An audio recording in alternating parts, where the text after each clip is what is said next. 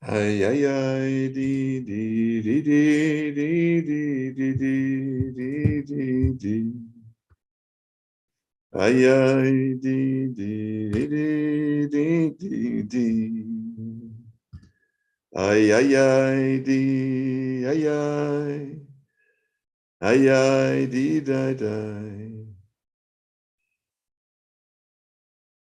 Good Erev Shabbos.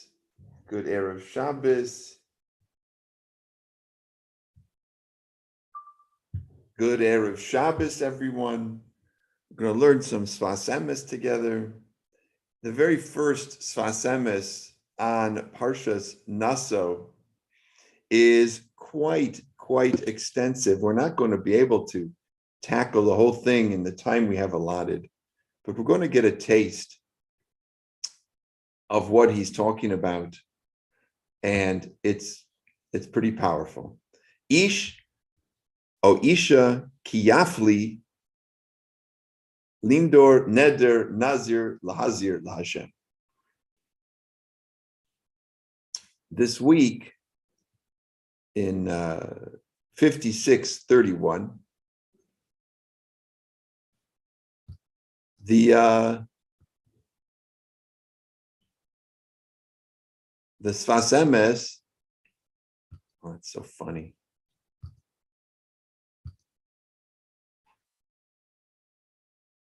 Huh. Well, if you're going to start this recording over, I apologize, everybody. Oh, no, we're good. It's recording. Wasn't sure. Okay. Good.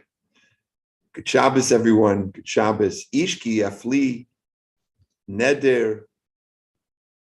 So lindor neder. So this has to do with taking a vow. And there's somebody called a Nazir or Nazarite in English. And it's somebody who distances themselves from physical pleasures and even pleasures that are permitted. And it comes, go into the details of it, but the idea is that through the Nazir raises himself up spiritually, or herself up, I suppose, spiritually by withdrawing from certain physical pleasures. This is a frowned upon practice, but it's usually a spiritual remedy to somebody who's had a traumatic experience. But it comes to this whole episode is not just to teach us about the Nazir and about the person who's withdrawing from permitted physical pleasures. It's coming to teach all of us, everybody, something about the inner aspects of physicality and how they are spiritual. So the pasuk begins with an apparent extra word. Okay, yafli expresses. Okay, isha ki yafli nindor, a woman or a man who expresses a Nazir vow to God. Didn't need to use the word. Didn't need to use the word yafli. Could just said when they do this neder. So what's it coming to teach us? So this is based on a Zohar, but it's also from the Shulchan Aruch, that a person is supposed to separate themselves to some extent. We go into it more, maybe they're supposed to separate themselves, distance themselves from this world when they do this vow, right? They take this vow, and now they're going to separate themselves. But they're still doing things that have to do with this world. It's not like they're completely, not like they sit in a box. So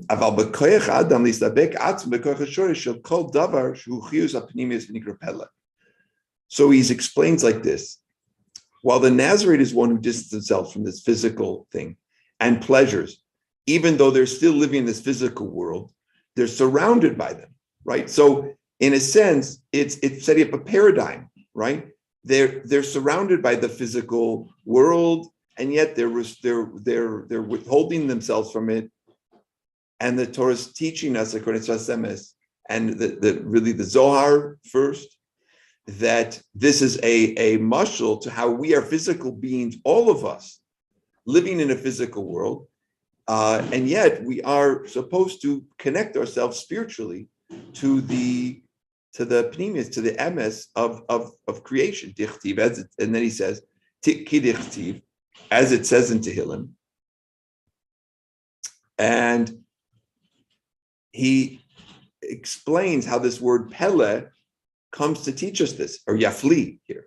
So in Tehillim, God is referred to several times as Oisei Niflois, who does wonderful things. David Melech teaches us that Hashem infused the physical world with unseen spiritual aspects. Pele is like in modern Hebrew, it's a miracle or miraculous. Pele, and in fact, the first words for mobile phone in Hebrew were pelephone, because like there's no cord. How does it work, right? So I don't think anybody, I don't think people in Israel still use pelephone. If you're watching, you can let us know in the notes. It used to be called pelephone. Maybe they still do, but the word pele, yifle, yafli, niflaos, this has to do with the wonder. It's wondrous. It's a total wonder.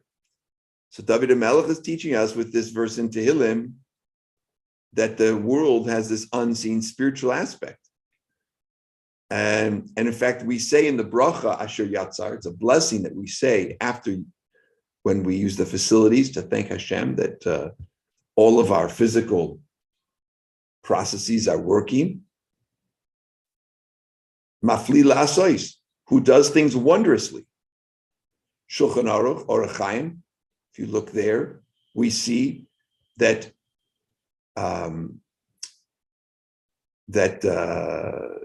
the reason why that verse is in the bracha is that Hashem created humans, a physical being, and hid this wondrous soul in them. Again, the word mafli has a word pele, which also connotes hidden, right? Something that's happening that we can't see its origins. So this is something which we come back to a lot. How can a physical being live within the confines of a physical world of time and space and yet be connected spiritually? How can we connect to the spiritual roots? So the Midrash on the Pasuk addresses this very issue. Okay. Let's back to the original text. Right, this Sfas is saying, right, that there's a wondrous thing in even everything that is physical. The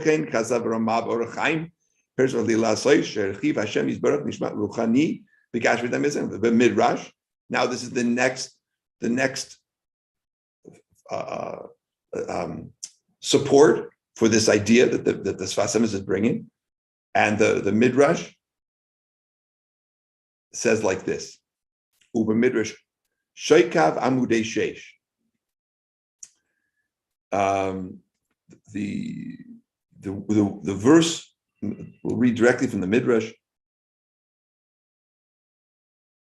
So this is a Amudei Sheish. It says like this. The Midrash is quoting a pasuk from Shir Shirim. Shokav and Meshesh Musadim al Adanav. His thighs are pillars of marble set upon sockets of fine gold. Right.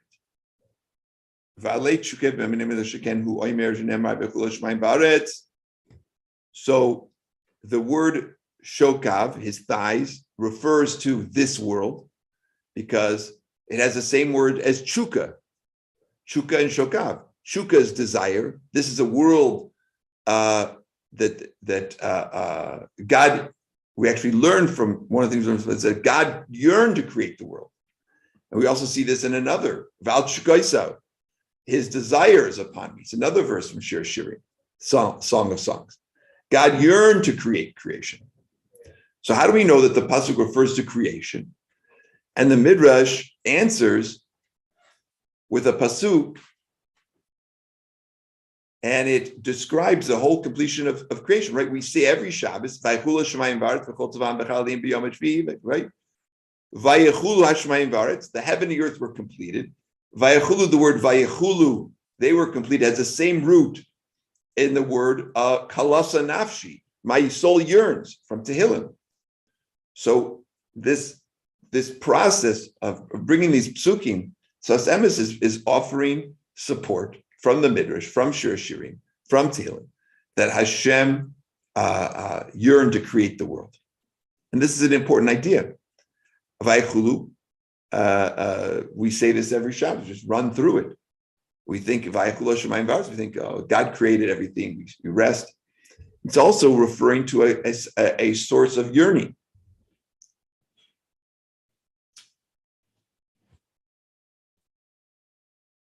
And then we get to Shabbos. Shabbos kodesh yesh aleh lechol davar shemachrim sharashim v'chatzamim t'shukim v'klal. Everything wants to return to its source on Shabbos. V'lechin yesh boidu Shabbos kodesh nachas ruach me'abrik moshav. And our souls have a level of amazing respite because they're coming closer to their source. Vayinach b'yom hashvi'i. So right, that one of the things that we experience in Shabbos, if you're off the grid, if you're unplugged, if you're connecting to the ultimate source on Shabbos, is your soul has a whole different experience because it's coming closer to Hashem. Our soul naturally yearns to become closer to Hashem. And on Shabbos, our soul has a chance to actually come closer to Hashem. And this whole drush that the Sfas Emes has been weaving is to try to remind us that while we live in a physical world, we can still long for Hashem.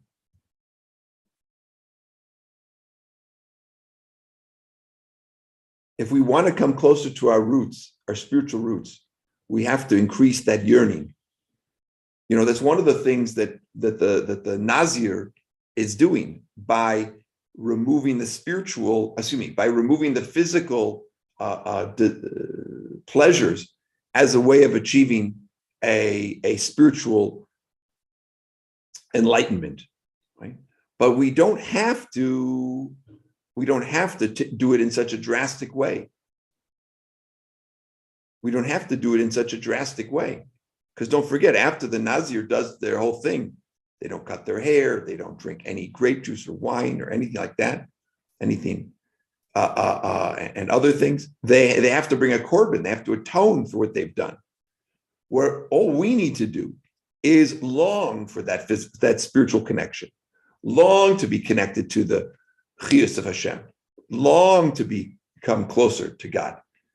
This helps to give us understanding, knowledge, and wisdom, the things that the Sfas Emes says that the world is built upon, that are hinted at in the Adanav, in the silver, the sockets that hold up the posts which surround the Mishkan in the desert. Understanding, knowledge, and wisdom. Well, wisdom we can learn from Torah.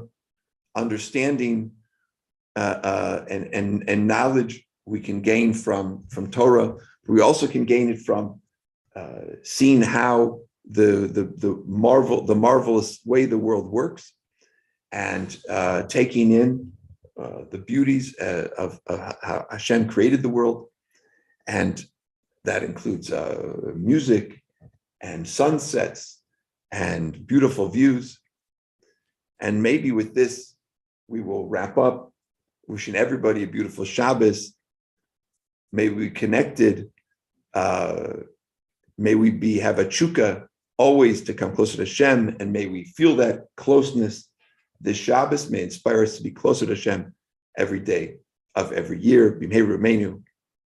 All the best. Good Shabbos.